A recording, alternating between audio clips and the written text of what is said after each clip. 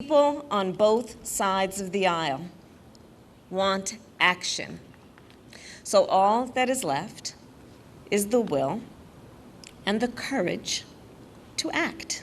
Today we're taking steps to confront not just the gun crisis, but what is actually a public health crisis.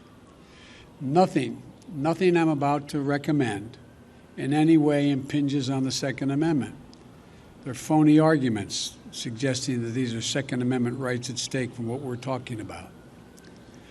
But no amendment to the Constitution is absolute. Gun violence in this country is an epidemic, and it's an international embarrassment.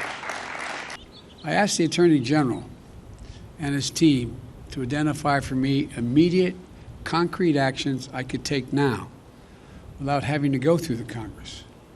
And today I'm announcing several initial steps my administration is taking to curb this epidemic of gun violence. Much more need be done, but the first, want to rein in the proliferation of so-called ghost guns. These are guns that are homemade.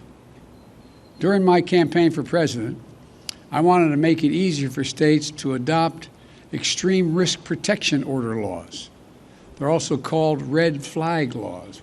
These laws allow a police or family member to petition a court in their jurisdiction and say, I want you to temporarily remove from the following people any firearm they may possess.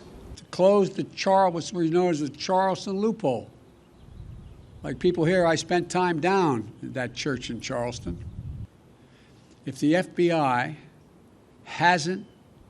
didn't complete the background check within 3 days, there's a process. If it wasn't done in 3 days, according to the Charleston loophole, you get to buy the gun. They bought the gun and killed a hell of a lot of innocent people.